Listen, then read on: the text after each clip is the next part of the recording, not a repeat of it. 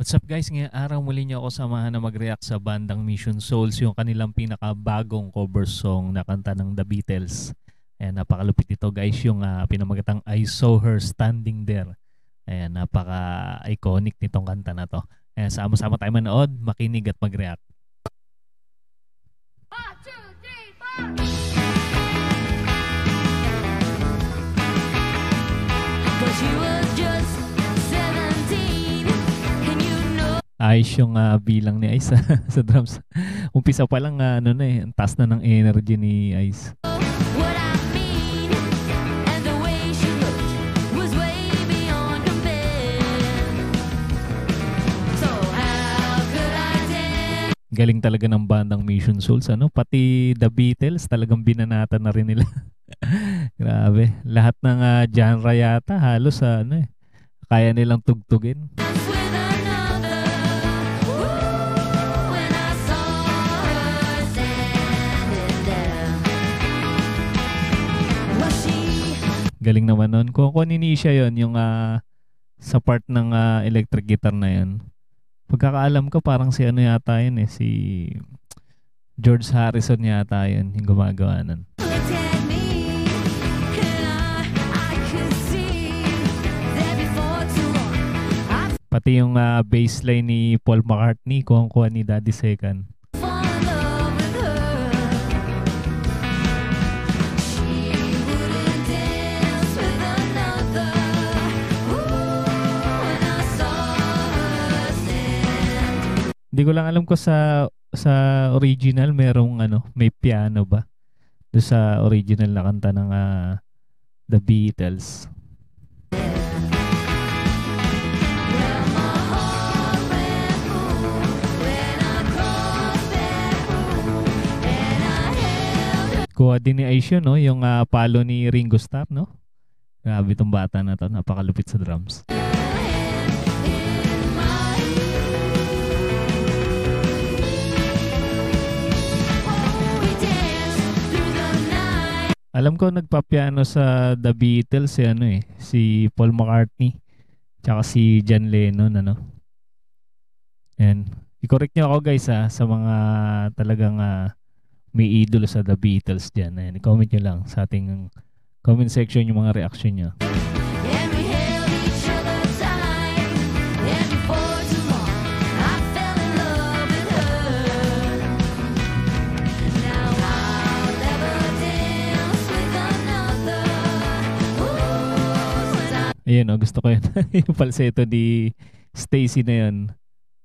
Ang nagpapalsetto yata do sa original si John Lennon, yung mahilig magpalsetto sa kanila. I saw her standing there.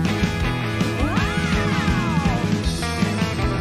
Ayun kuha rin ni Mami Sheena yun, yung pasigaw-sigaw ni John Lennon doon. Tsaka ni Paul McCartney.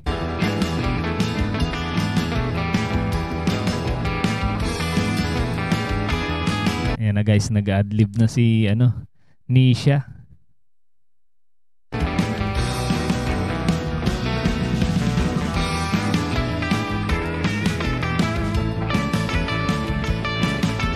Ang galing din pala ni Nisha sa sa blues.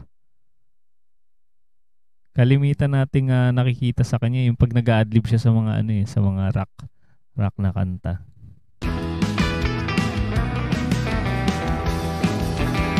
Magaling din siya sa mga classic. Well, my heart went boom when I crossed that room, and I held her hand in mine. Ganda rin ng kanilang harmony doon. The Beatles talaga yung kanilang tirada dito. Grabe, lupit. Oh, we danced through the night, and we held each other tight, and before too long, I fell in love with her. Ayun, nakuha rin ni Aishan yung palo dun sa sa snare. Now I'll never dance with another. Ooh, since I saw. Galing din talaga ni Ai Sumipra sa drums. Kuha niya yung mga beat do sa palo ni Ringo Starr. Her stand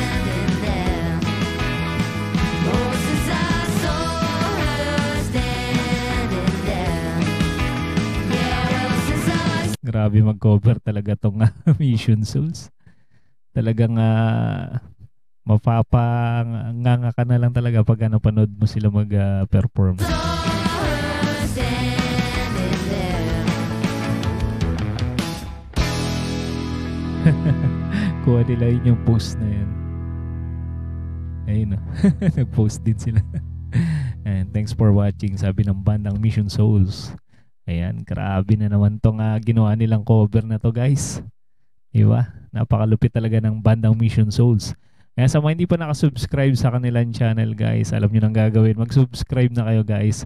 Andiyan po sa ating description yung kanilang channel. Panoorin nyo yung kanilang mga video, mga kanta na napakaganda. At kung mahilig ka naman sa ganitong klase reaction video, mag-subscribe ka na rin para ma-notify ka sa mga susunod pa nating i-upload. Maraming salamat sa inyong panonood.